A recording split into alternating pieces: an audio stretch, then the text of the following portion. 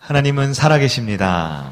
살아계신 하나님께서 이 아침에 저와 여러분에게 은혜를 주시고 복을 주시고 많은 감사의 제목으로 영광 받아주실 줄 믿습니다. 아멘. 하나님께서는 우리가 감사하기를 원하세요.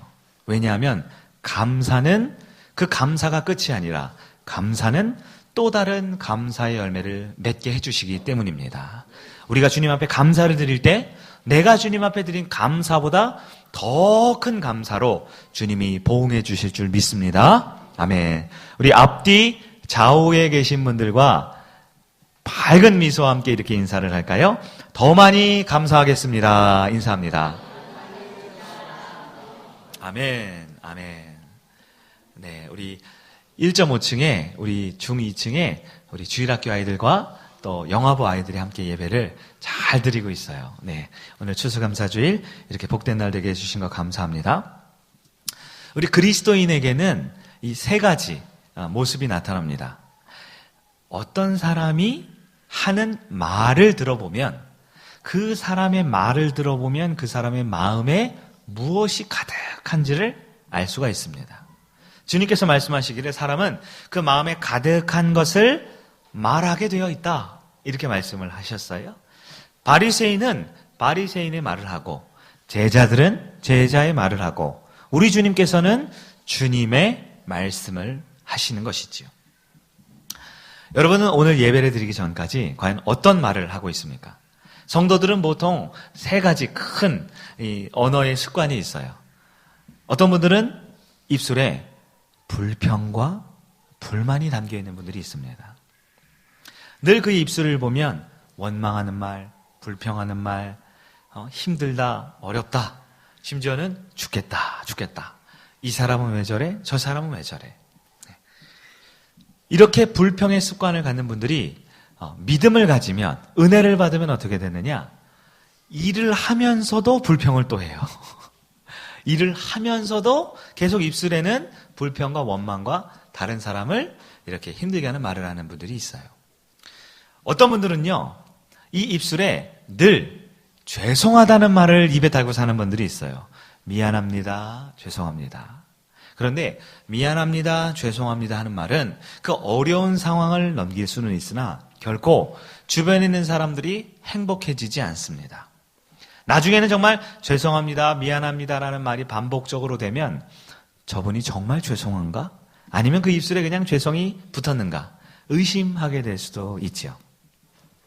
세 번째 부류는 그 입술에 감사합니다라는 말을 하는 분들이 있어요. 주변에 여러 가지 상황들과 여건들이 있지만 감사하는 일을 찾아낼 수 있습니다. 그리고 작은 변화에도 아주 작은 열매에도 감사할 줄 아는 성도가 있는 것이지요. 이렇게 감사를 하는 분들이 있으면요, 주변이 모두가 행복해질 수 있습니다. 세 부류밖에 없어요. 네, 목사님 저는 교회 와서 아무 말을 안 하고 있습니다. 한마디도 안 합니다. 네, 그분은 감사가 없으면 여전히 우리 마음 가운데 있는 원망과 불평이 알게 모르게 표정으로 태도로 드러나게 되어 있는 거예요. 여러분, 불평과 불만을 쏟아내는 자는 세상에서도 성공할 수가 없습니다. 직장 생활을 하고 가정에서 혹은 학교에서 주변에 있는 친구 모임 하나라도 불평과 원망과 시기와 질투의 말을 쏟아내는 사람에게는 결코 세상적인 성공도 가져올 수가 없습니다. 믿음 또한 마찬가지입니다. 믿음의 생활에서도 불평과 원망을 쏟아내는 사람은 결코 승리할 수가, 성공할 수가 없는 것이죠. 감사는 주님 안에서 승리할 뿐만 아니라 세상에서도 성공할 수 있는 성공과 승리의 비결입니다. 이 아침에 우리가 추수감사주일, 매주일 감사해야 하지만 특별히 이 감사라는 주제로 말씀과 기도를 통하여 우리의 언어 습관, 우리의 삶의 습관을 점검하며 불평에서 감사로, 미안합니다, 죄송합니다 해서 진정한 감사 인생으로 변화되는 여러분 되기를 축원합니다. 1860년 미국 미시간 호수에서 있었던 일입니다. 지금으로부터 거의 한 160년 전 일이네요. 새벽 이른 시간이었어요. 호수에 약 400명을 태우고 있었던 배가 그만 암초, 이 바위에 걸려서 배가 침몰하는 비극적인 사건이 벌어졌습니다. 이 비극적인 사건이 있을 때 이 미시간호 근처에 있었던 대학 기숙사에 스펜서라고 하는 수영 선수가 살고 있었어요. 그날 새벽까지 잠을 자다가 아수라장이 된 그 사건 현장에 간 스펜서는 용감하게 그 호수에 뛰어들어서 사람을 한 명 한 명 구조해내기 시작합니다. 수영 선수니까 사람을 구조해내는 일이 가능했겠죠? 무려 17명의 생명을 구조해냈어요. 17명. 물속에서 사람은 굉장히 괴력을 발휘합니다. 수영을 할 줄 아는 사람, 요즘에는 생존 수영이라고 하죠. 자기 스스로 물 밖에 나올 수 있을 정도 되는 사람은 괜찮지만 수영을 할 줄 모르는 사람은 자기 코보다 1cm라도 더 높으면 거기서 난리가 나죠. 그래서 물속에서는요, 작은 여인도, 어린 아이도 엄청나게 괴력을 쓰는 게 살기 위해서 그런 거예요. 저도 옛날에 날씬했을 때, 지금과 다를 때, 대학 때 제가 수상안전 요원을 했잖아요. 그러면 워터파크라든가 이런 물놀이장에서 사람이 빠지면 구조해내기가 쉽습니다. 네. 주로 저는 어린아이나 청소년들이 빠지면 제가 구조해냈는데요. 쉬운 이유가 수영장에서 사람들이 뭘 입을까요? 수영복을 입겠죠. 네. 남자는 아래만 입고 여자도 몸에 달라붙는 수영복을 입기 때문에 이 서로 구조해내는 것이 크게 어렵지가 않아요. 이 사람이 까불면 한 대 주워받고 정신을 잃게 한 다음에 구조해내는 방법도 있습니다. 그런데 제가 아마 대학교 한 3학년쯤 됐을 때 전도사 하다가 계곡으로 중학교 아이들을 데리고 수련회를 간 적이 있어요. 그랬을 때 제가 이름도 기억하는 중학교 2학년짜리 오상진이라는 중학교 2학년짜리 그 남자아이가 키가 아주 작은 땅땅할 만한 그런 아이였는데요. 그 아이가 물에 빠진 거예요. 이 수상안전요원은 항상 이제 상의를 탈의하고 구조해내야 되는데 제가 너무 자신만만하게 그때 제가 그 남방 셔츠를 입고 있었던 것 같아요.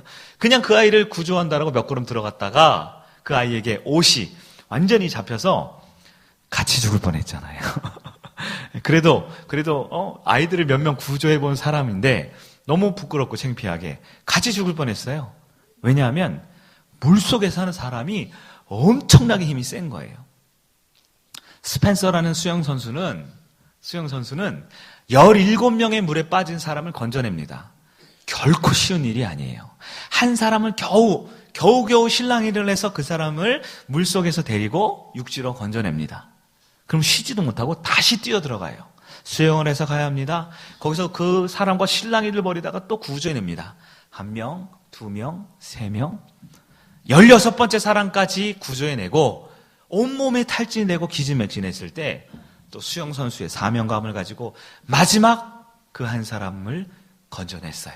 17번째 사람을 건져내고 무채 나오자마자 이 스펜서라는 수영선수는 온몸에 탈진하고 기진하여 그 자리에 기절을 해버리고 말았어요.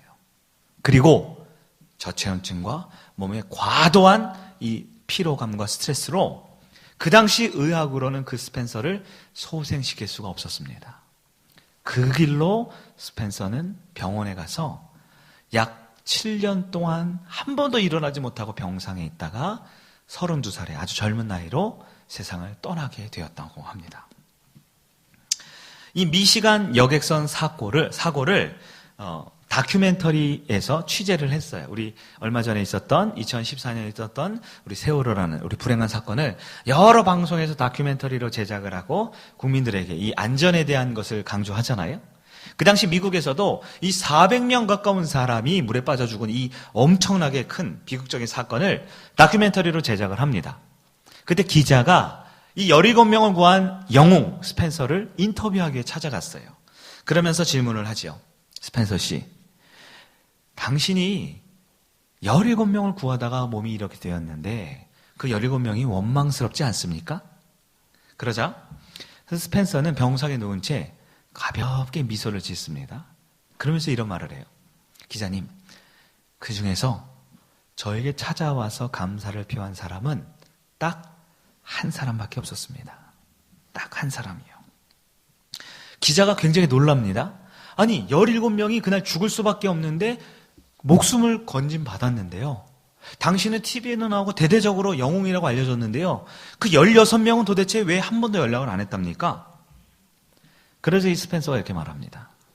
지난 7년 동안 내가 병상에 누워있는 동안 매년 성탄절이 되면 그 17명 중에 한 명이었던 한 어린 소녀는 늘 저에게 감사하다고 성탄 카드를 보내주었지요.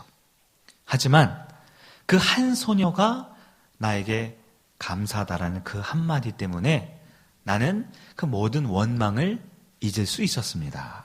이렇게 말을 했다고 합니다. 여러분, 저는 이 사건을 여러 매체를 통해 몇 번 들어보게 되었는데요. 볼 때마다 굉장히 큰 충격을 받았습니다. 아니, 어떻게 한 명만 고맙다고 할 수 있을까?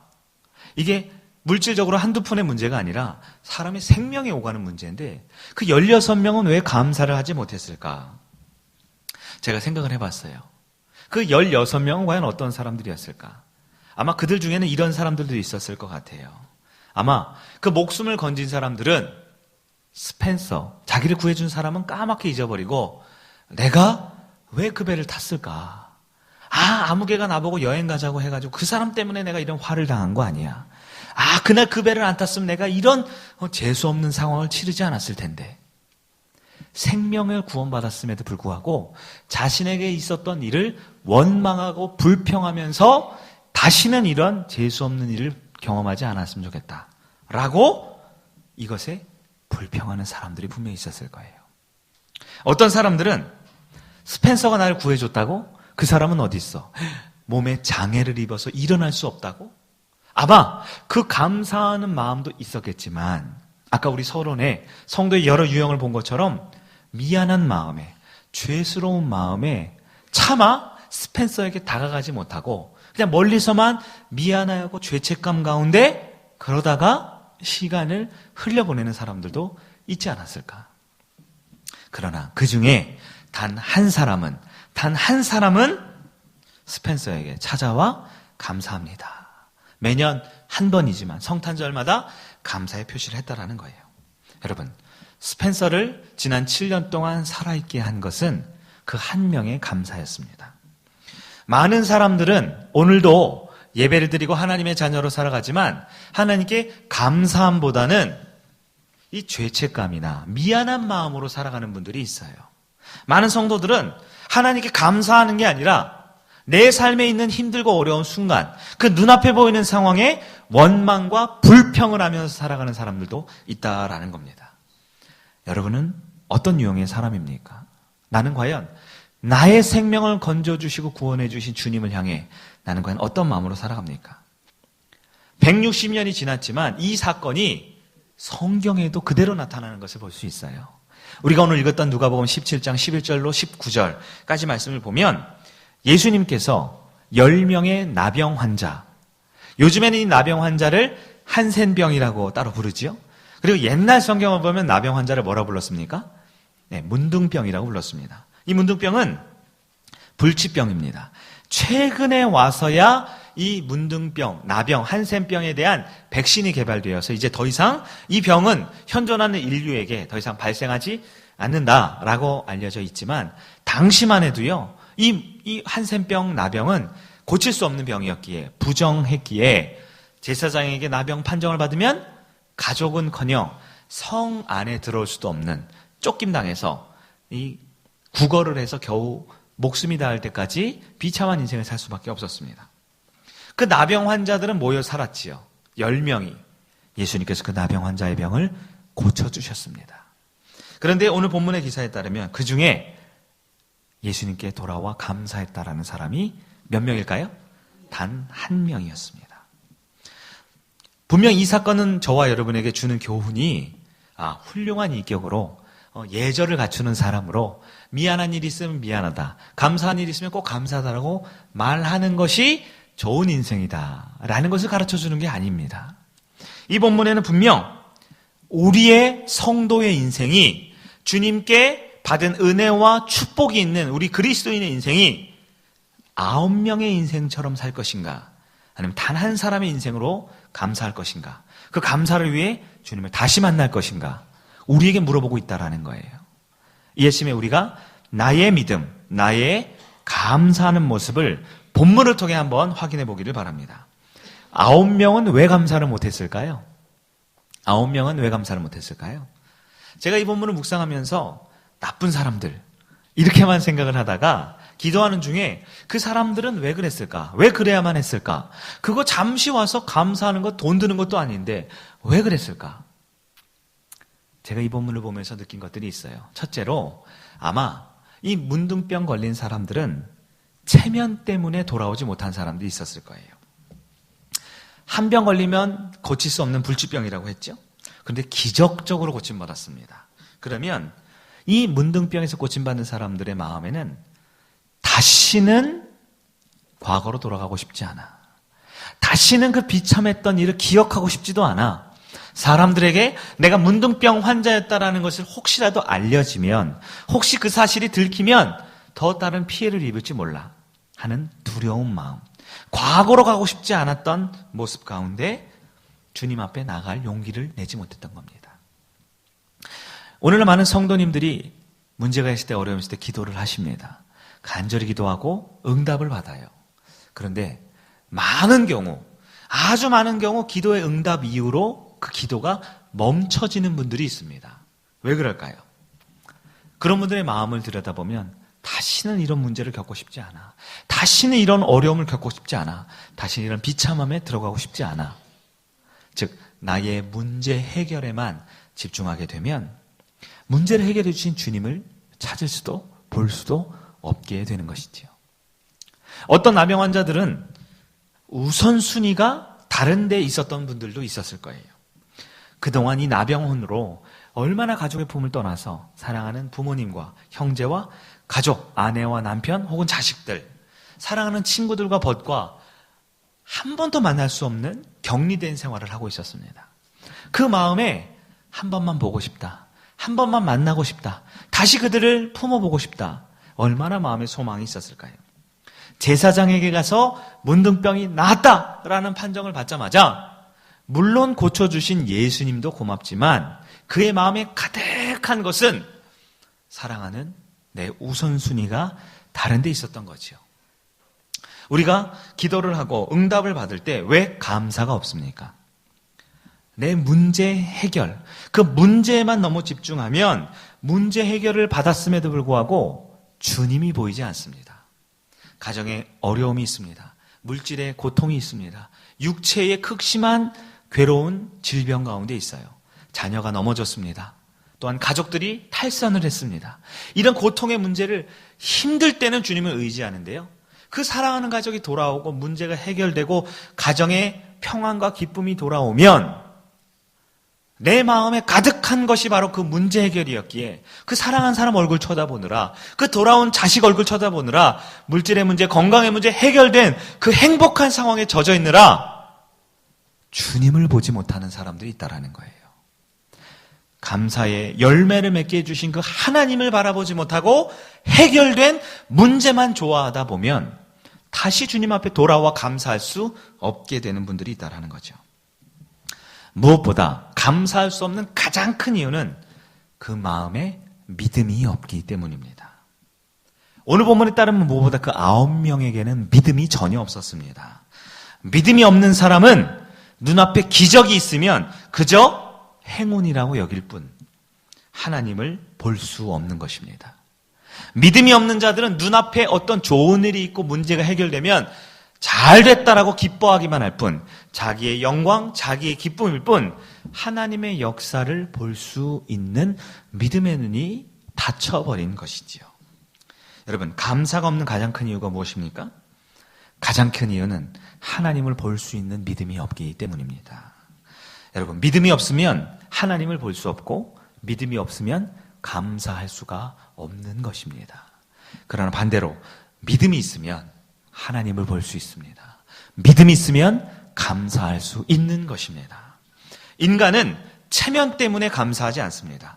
우선순위가 다른 곳에 있기 때문에 좋은 일, 복된 일, 감사한 일이 있어도 감사하지 않습니다. 무엇보다 믿음이 없으면 감사할 수가 없는 것이지요.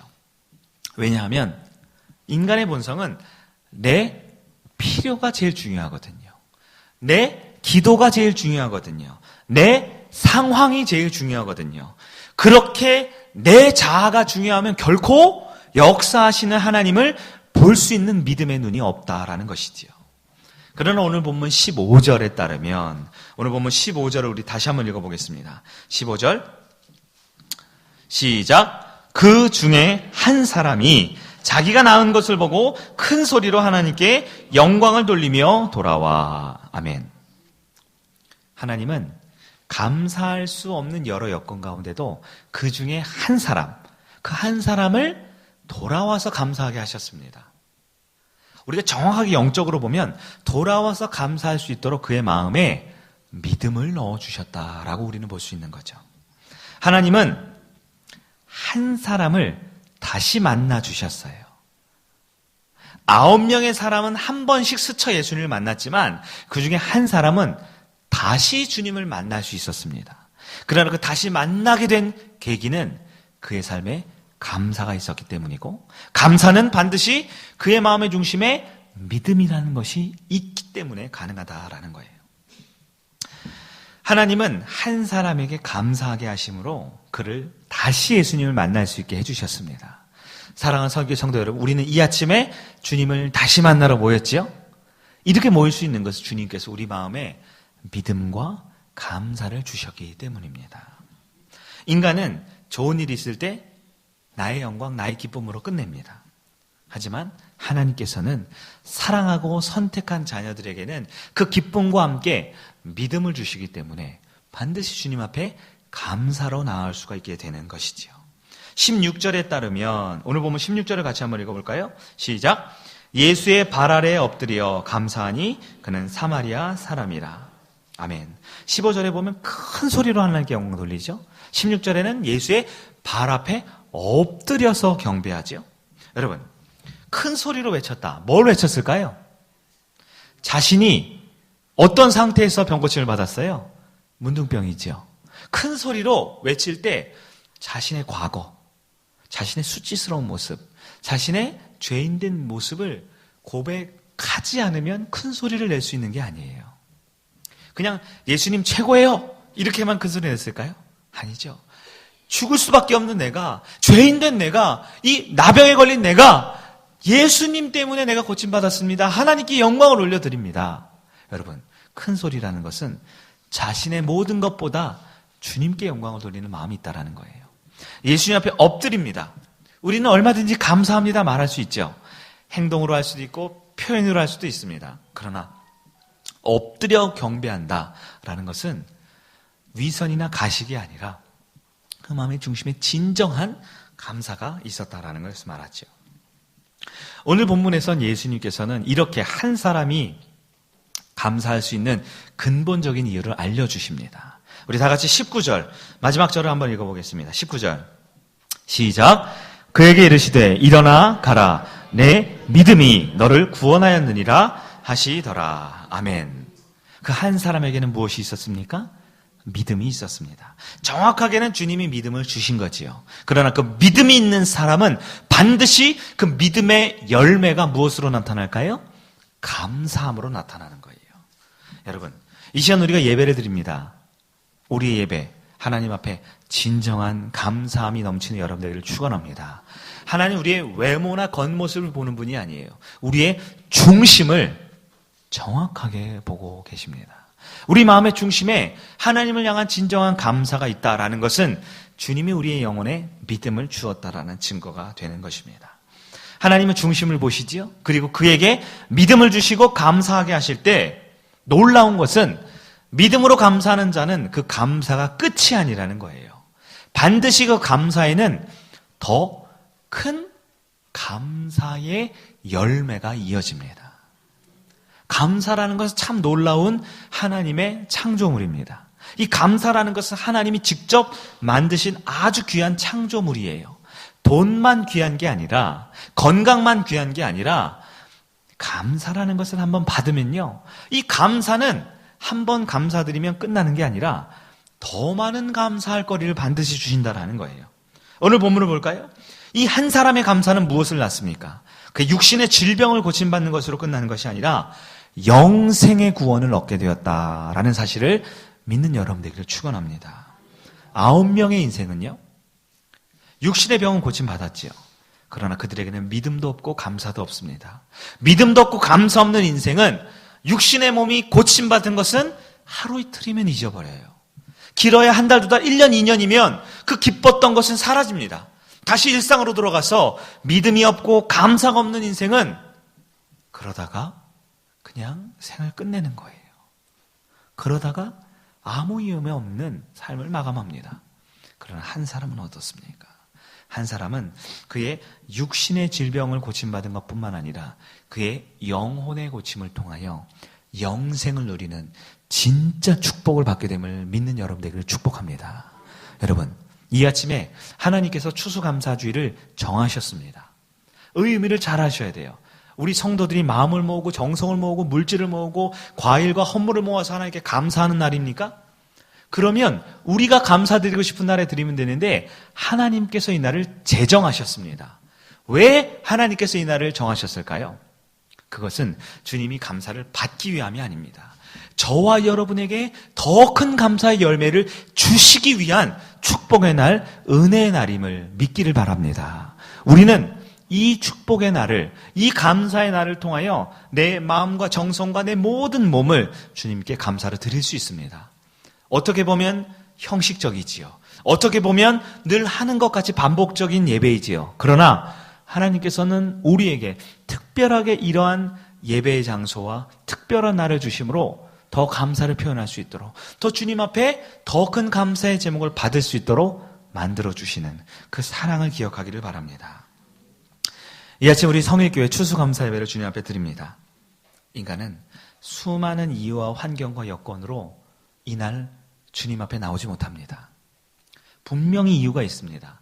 분명히 때로 그 핑계댈 것이 있습니다. 그러나 그 마음에 믿음을 주시고 감사의 제목을 주는 사람들은 하늘이 무너져도 반드시 주님 앞에 감사를 놓치지 않습니다. 왜냐하면 그 감사가 내 인생에 더 큰 감사의 축복을 열매 맺기 때문입니다. 사랑하는 여러분, 우리는 하나님께 믿음의 은혜를 받고 감사의 은혜를 받은 자녀들입니다.